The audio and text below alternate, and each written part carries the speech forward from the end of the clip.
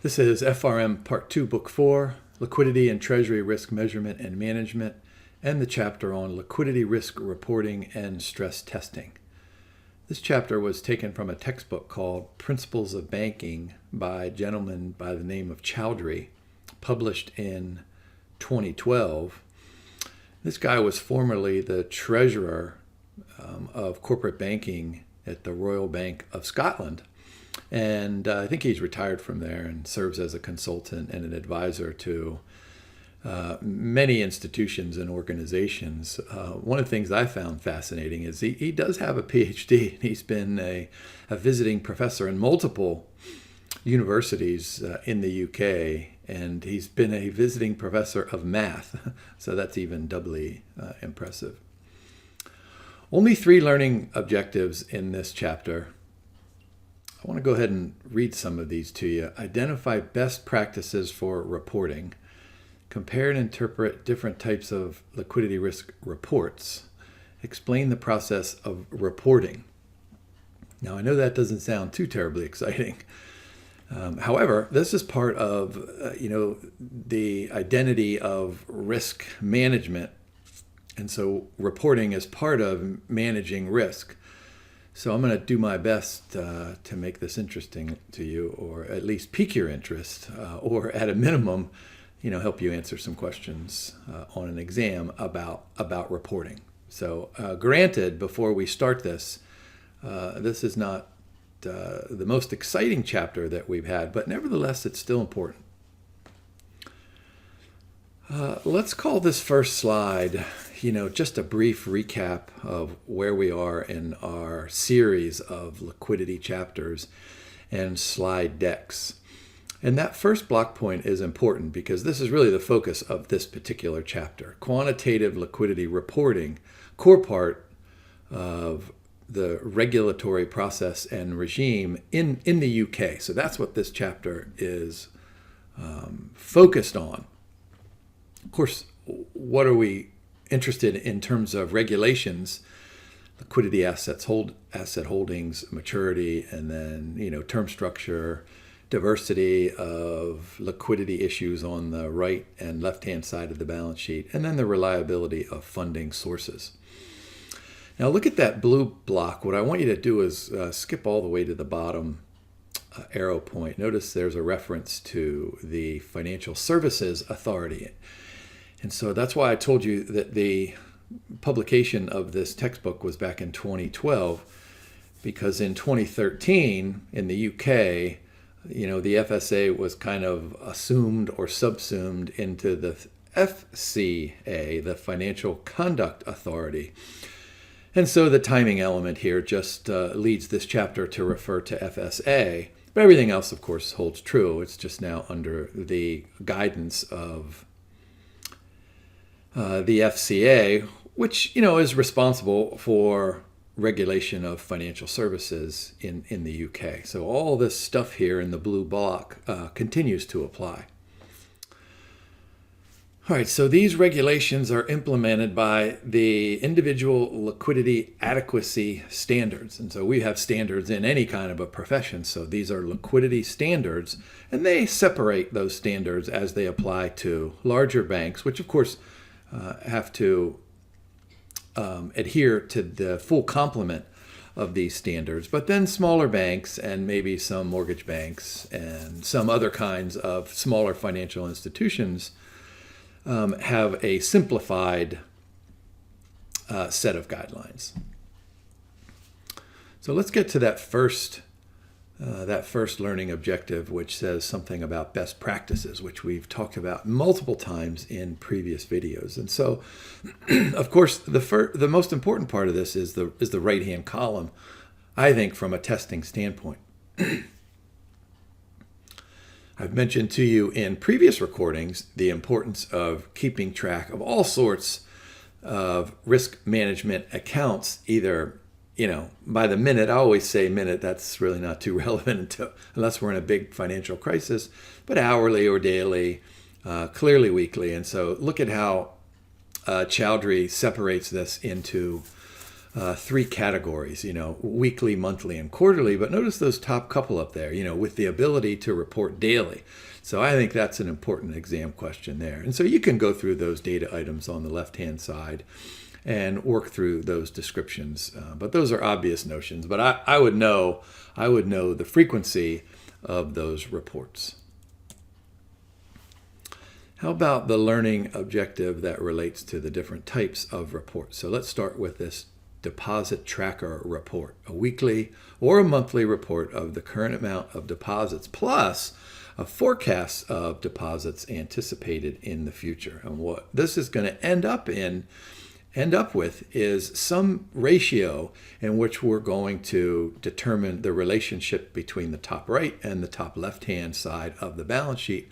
We'll call that a loan to deposit ratio. And look at that circle point. Shows how much assets and liabilities will need to change for the bank to achieve a certain loan to deposit ratio. And of course, there are other ratios out there. And what we'll see as we go through this slide deck is there are probably minimum ratios that are established, probably in-house, but maybe with some guidance from some regulatory agencies. Here's a quick example of a deposit tracker report. Notice along the horizontal axis, those are some months over the term structure. And then up on the vertical axis, there's some amounts. And then over on the polar vertical axis, there's that long-term debt ratio, and that is, the loan to deposit. Boy, I'm so used to talking about corporate finance there. Loan to deposit ratio, and notice that that's in the green. So, one thing that you notice here immediately is that the customer deposits shown in blue are greater than the customer loans, of course, because we have reserve requirements. But here, this is really cool. Notice that, like lots of, cannot call these random variables, they go up and down over time. But notice what that loan to deposit ratio shows in this particular example is that while we have variability in that the absolute amounts of deposits and loans, there's clearly a downward trend in the loan to deposit ratio. Here's another version of this deposit tracker report that is split by account type and, of course, maturity or tenor on the horizontal axis. And notice there are, blue and green and purple and red boxes there. And this is by account type. And so you can see clearly that the correspondent banks, that's in the, the light blue. Boy, look, that is really substantially increased at the 1 month and the 3 months levels. And then local authority deposits, those things are way over there in the relatively longer term. Of course, longer term, I mean, towards the end of 1 year. I don't mean 30 years. Remember, we're talking about liquidity here. And so just looking at this kind of a report gives you a sense of the type of an account and its relationship to liquidity and liquidity needs over time. Here's just a quick summary of what we can learn from those previous two graphs. Significant contribution made by current accounts and those rolling deposits. Little fixed term deposits. And so look at that third block point here. And this is all about managing this liquidity risk. So if we have little fixed term deposits, then perhaps we can call up our smart marketing people and say, hey, let's figure out why this is true. And let's do some kind of a marketing campaign or some kind of an increase in the possibility of increasing the demand for those types of accounts. How about a daily liquidity report? Presents the bank's liquid and marketable assets in a straightforward spreadsheet up to 1 year of maturity and maybe even beyond. And so I have an illustration here. Notice we have different accounts down the left-hand column. And over on the right side, these are divided by dollar amounts for each particular type of account. But then in the bottom, we do this in terms of maturity. So we've got important information on the top right and important information on the top left. And this gives us a sense of what our needs for liquidity are going to be, over the next couple of weeks and then months and all the way up to a year. So it's important to know the amounts, but it's also important to know the amounts given by time. Moving on to the funding maturity gap report. I've said this to you guys many, many times. We accept deposits and we make loans. And in a perfect world, the deposit maturity or duration would match the loan maturity or duration. Notice I put the or duration in there. Can't forget about duration and convexity. But nevertheless, there's going to be some kind of a mismatch, short-term over there on the top right-hand side of the balance sheet, long-term over on the top left-hand side of the balance sheet. So this mismatch report is going to give us a sense of, what's happening. Do we have lots and lots of inflows or lots and lots of outflows? And so we have another illustration here with inflows and outflows over the next, that goes up to 30 days. And then we squeeze in a year at the far right-hand side of the horizontal axis. And so notice we have some trend lines. There's the cumulative cash flow and then the adjusted cumulative cash flow. Of course, that adjustment is made for the highly liquid assets. And remember, I've said this to you in previous recordings. I always think of those highly liquid assets as treasury bills, although they can include a whole host of highly liquid securities. But in my mind, that's the way it works. And so that makes sense that dotted line would be above the constant line, the solid line, mostly because of our investment in those highly liquid securities. Another type of report, a funding concentration report. Look at the first block point, crucial management information. Of course, this is crucial management information. So think about this, funding concentration. Now, here's the example that I thought of as I was reading through the chapter. Let's suppose I'm Jim's bank and I'm an Arkansas bank. And let's suppose that I grew up with Sam Walton. And we were best friends growing up as kids. We went to high school together. And then Sam Walton grows up. Of course, he founds Walmart. And so, of course, the headquarters of Walmart is in Arkansas. And Sam says, hey, we're going to do all of our business through Jim's bank. So I become a bigger bank as Walmart grows. And then Walmart expands to different states. And so maybe I'll have some subsidiary branches or some branches in other states. But let's suppose one day Sam decides to move to Canada. And Sam comes to me and says, hey, Jim, can you put a bank in Canada? And I scratch my head and I say, well, Canada has a lot of different rules. And I'm not sure I can meet all those rules. I'm not sure I want to meet all those rules and requirements. I'm not sure I want to do this. Why don't I just pick up the phone and call a bank up there, and we can just flow through all of those transactions through that correspondent bank. So I develop a relationship with this correspondent bank in Canada. Sam Walton is happy, so the cash flows come through that correspondent bank, and then they swing back to Arkansas to my bank. And so this funding concentration report, and let's pretend that Sam Walton has Walmarts in every country throughout the world. So I've got this relationship with correspondent banks all throughout the world. Well, this report is going to give me a sense of the concentration, right? Boy, if I'm spread, look at the funding diversity in that second block point. If I'm equally spread throughout the world, then it's probably not too much of an issue. But if I'm concentrated in one or two correspondent banks, well, then there might be some risk associated with, funding or source of funds or deposits or any of that other kind of stuff.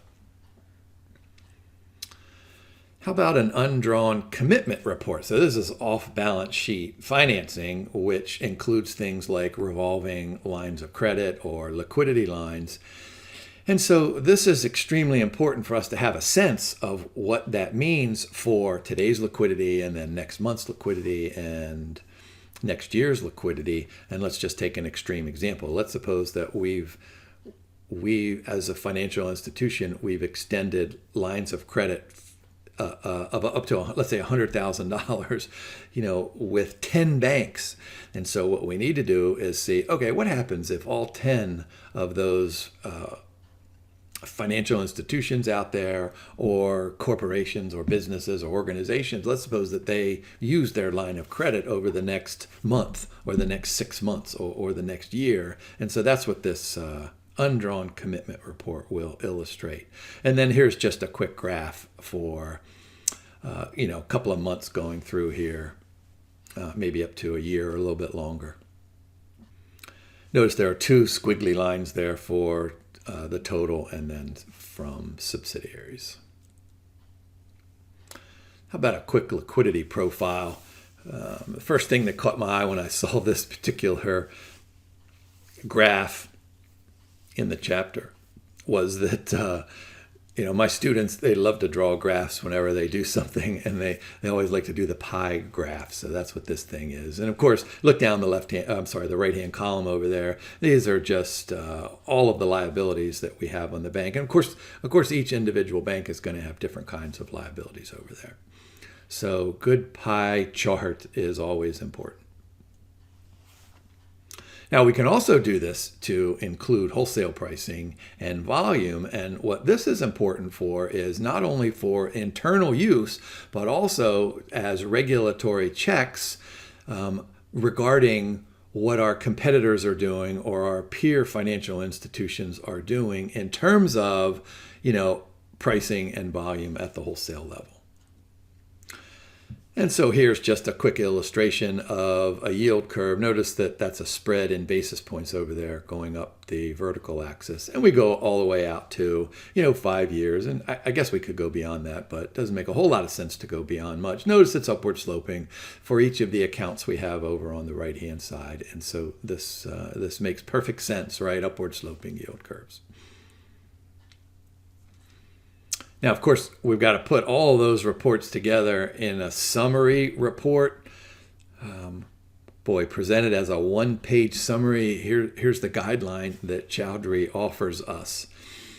I always tell my students when they're writing summary reports or they're writing papers, they always want to write as little as possible, but then when they realize all the parts of the rubric that go into the assignment, then they want to write a 5-page paper. And I always say, look, nobody really wants to read a 5-page paper. Nobody really wants to even read a 1-page paper. But all right, so this is what we're doing here. We're going to summarize this, and we're going to put it to one side of A4. Remember, the A4 is like the general accounting stuff, which will include a liquidity section.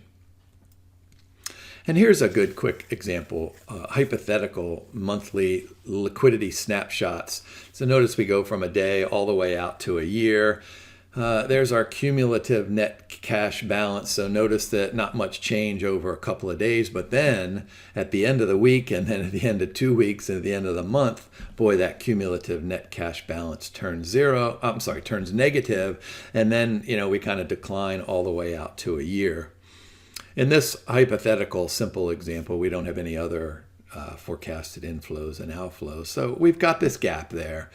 But then notice that next row, counterbalancing capacity. All right, this is really important stuff, right? We talked about in previous recordings, we talked about a liquidity buffer. I want you to think about this counterbalancing capacity as part of the liquidity buffer and an important part. Remember, I always said this, and I just said this a few moments ago. I always think of a buffer or liquidity as a treasury bill, but there's other securities out there. So in this counterbalancing capacity strategy, this is a scenario under which the financial institutions use other highly liquid securities.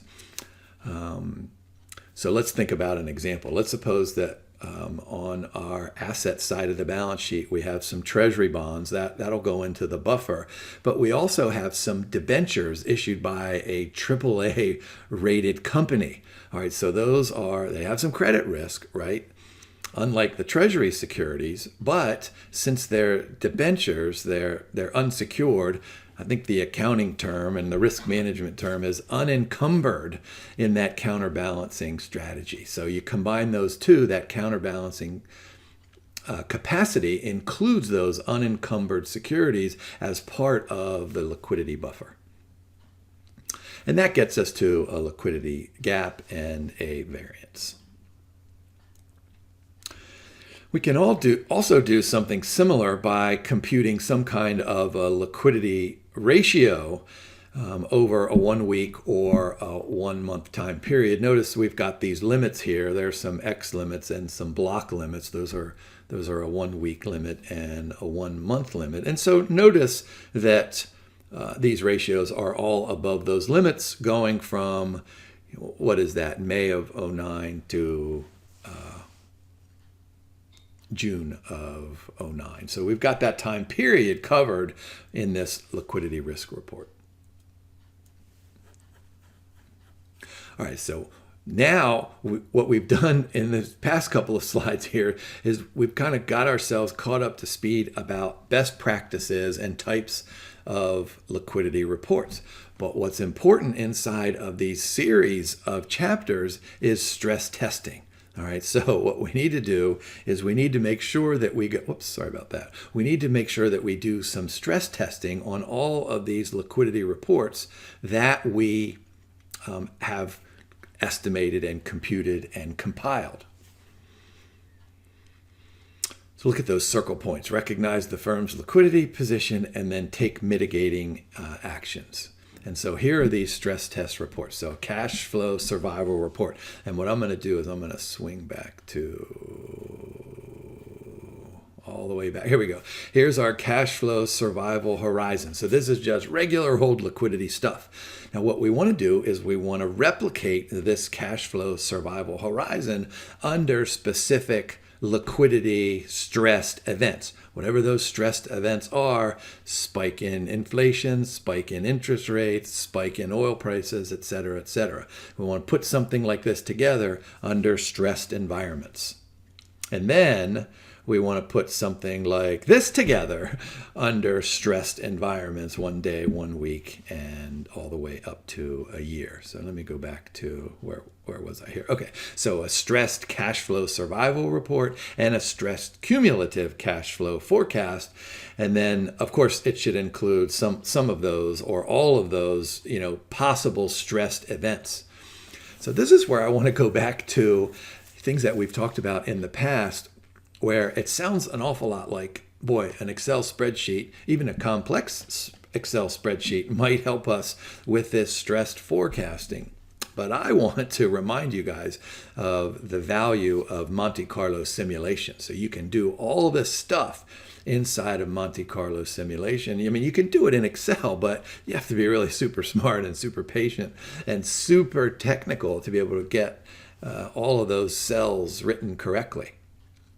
Let's just go ahead and get a really smart person to help us with a Monte Carlo algorithm so that we can include these kinds of stressed events into that cumulative cash flow forecast.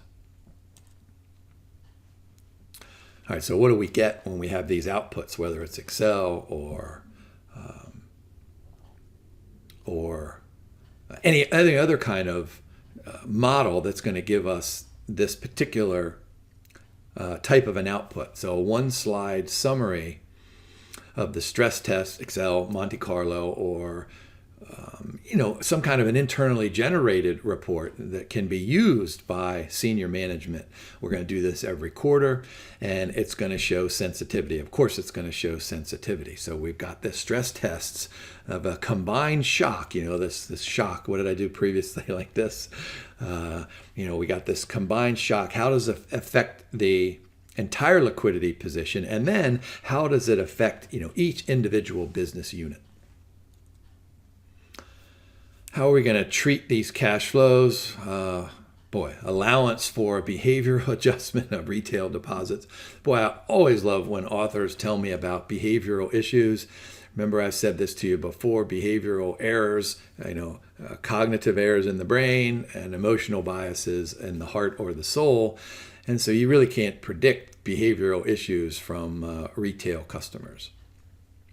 And then, of course, we have to ask ourselves one final question. What about stuff that goes off the balance sheet, like derivatives, like special purpose vehicles, like, bonds that are held outside of the balance sheet, et cetera, et cetera. And so what we're going to do, look at that final block point, and that's probably a good way to memorize this. A conservative approach to the treatment of expected cash flows is recommended. And that takes us through our learning objectives. And so, I don't think this was too dull as we've gone through this. But those first two really are kind of standard stuff. So you need to know exactly what that best practice is, right? The weekly and the monthly, and then those different types of reports. So know the type, what goes in the report. But then I think the more important or the most important learning objective here is that liquidity stress test, because that's the series of chapters.